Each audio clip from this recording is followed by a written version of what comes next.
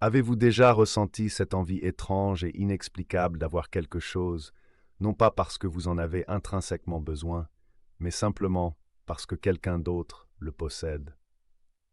Cette motivation apparemment irrationnelle est au cœur des travaux de René Girard, un anthropologue et critique littéraire français, et sa théorie du désir mimétique. Aujourd'hui, nous allons explorer sa théorie fascinante et voir comment elle décrypte les dynamiques complexes du conflit humain. Plongeons plus profondément dans la notion de désir mimétique, le fondement de la théorie de Girard. Girard soutient que nos désirs ne proviennent pas de l'intérieur. Ils ne naissent pas spontanément de nos besoins individuels ou de nos aspirations uniques. Au lieu de cela, il postule que nos désirs sont largement acquis, appris des autres. Nous désirons des choses non pas parce que nous les voulons intrinsèquement, mais parce que d'autres les désirent. Nous imitons les désirs des autres, les intériorisons comme étant les nôtres, et ce faisant, nous nous engageons dans ce que Girard appelle le désir mimétique ou le désir imitatif. Pensez-y un instant. Combien de vos désirs sont vraiment les vôtres? Combien ont été façonnés, influencés ou même créés par les désirs des autres? La publicité, les tendances de la mode, même les choix de carrière sont souvent influencés par les désirs perçus des autres. Nous aspirons à posséder ce que les autres possèdent, à atteindre ce que les autres ont atteint, à être ce que les autres sont. Ce désir mimétique, aussi banal qu'il puisse paraître, a de profondes implications sur la manière dont nous interagissons les uns avec les autres. Il façonne nos relations, alimente nos rivalités et peut même conduire au conflit. Quand plusieurs personnes désirent le même objet, en particulier un objet de valeur limitée, il y a inévitablement une concurrence. Cette concurrence, née du désir mimétique, peut dégénérer en rivalité, en conflit, voire en violence. La théorie de Girard n'est pas simplement une observation des dynamiques sociales. C'est un examen approfondi de la condition humaine, un commentaire sur la façon dont nos désirs, souvent inconsciemment, sont façonnés et manipulés par les désirs des autres. C'est un appel à la prise de conscience de soi, une invite à examiner de plus près la source de nos désirs et à remettre en question la notion de véritable authenticité dans un monde saturé d'influences mimétiques. Comprenez qu'il ne s'agit pas simplement de vouloir la même voiture ou la même maison que son voisin. Il s'agit de comprendre comment nos ambitions, nos relations, voire nos systèmes de croyances peuvent être influencés par ce processus subtil mais puissant du désir mimétique. Il s'agit de remettre en question ce que nous pensons vouloir et de creuser sous la surface pour découvrir les racines de nos désirs. La théorie de Girard nous invite à contempler les aspects paradoxaux du désir mimétique. D'une part, c'est une force puissante qui peut conduire à l'innovation, à la créativité et à l'ambition.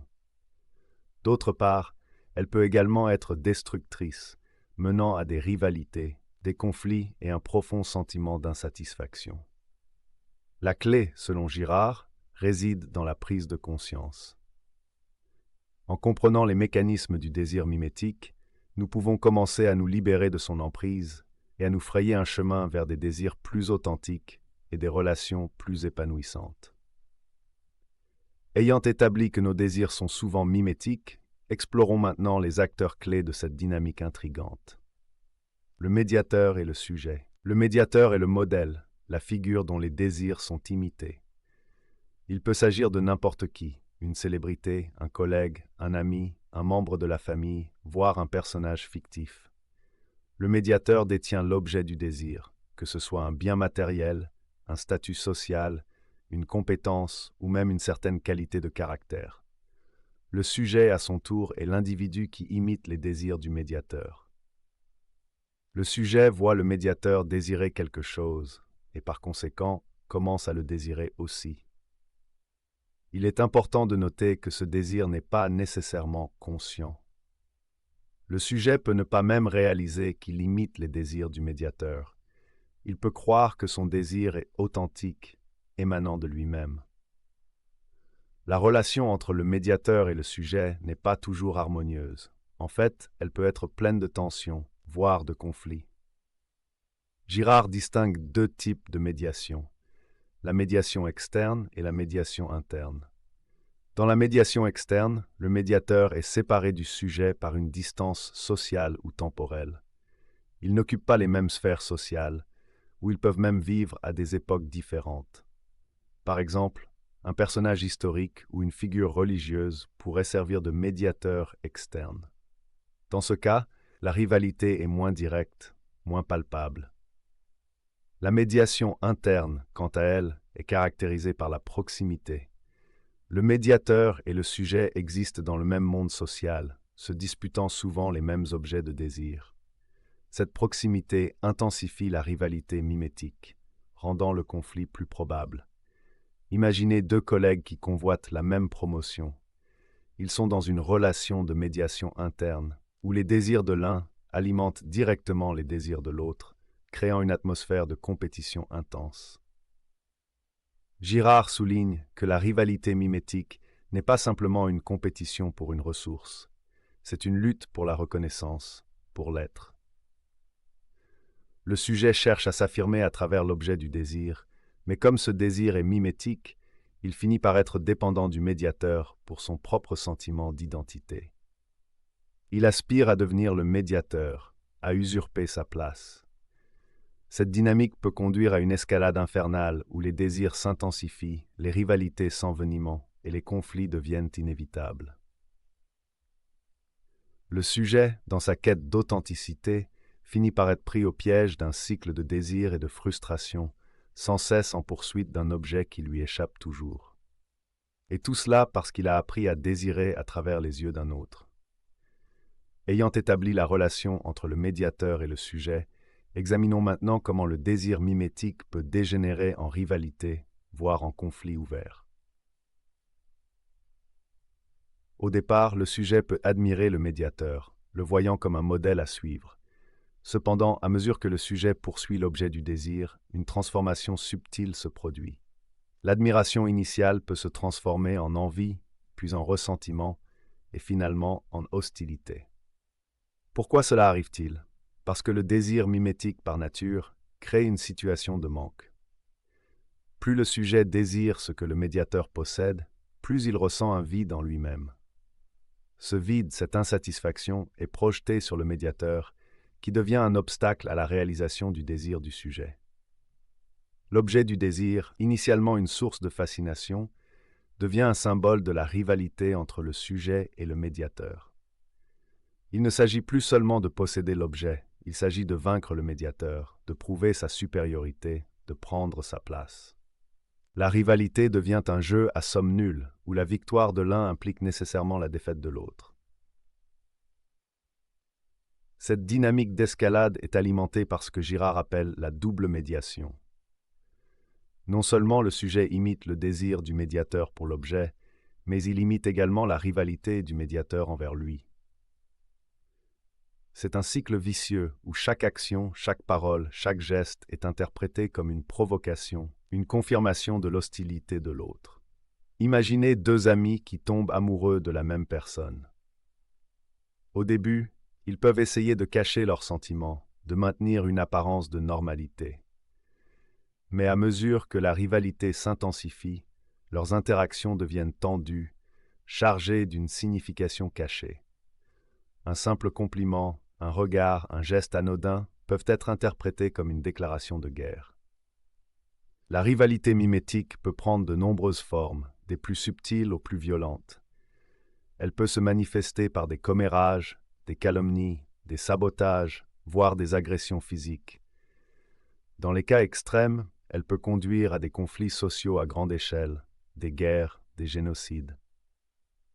Il est important de comprendre que la rivalité mimétique n'est pas une fatalité.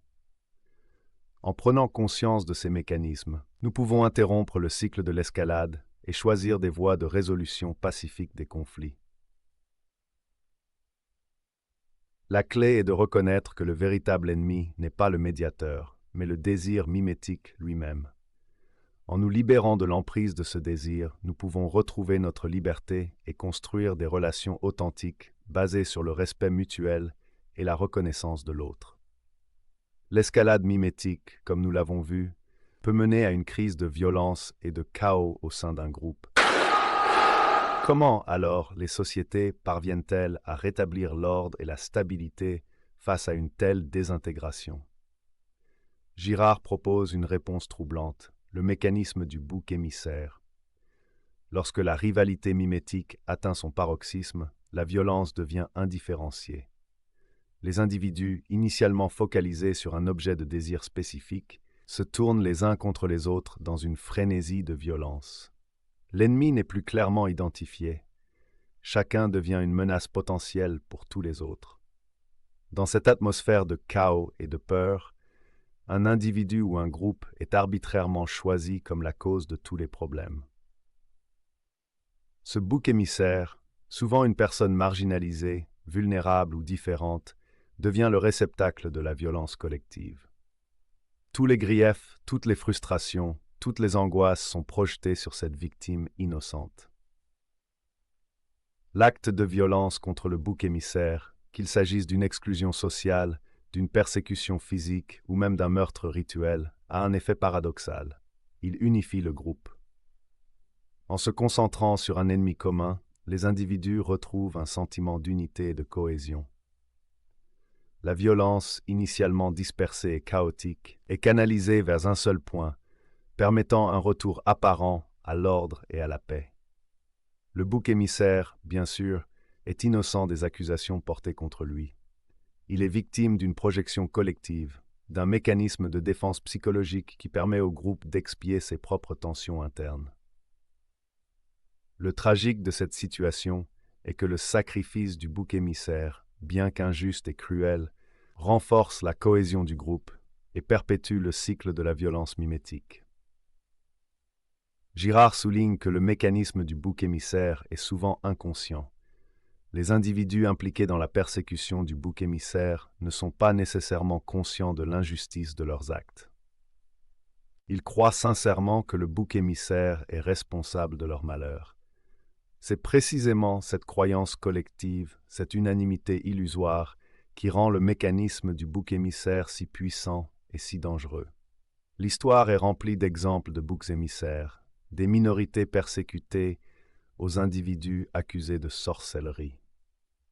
Comprendre le mécanisme du bouc émissaire est essentiel pour lutter contre toutes les formes d'intolérance, de discrimination et de violence collective.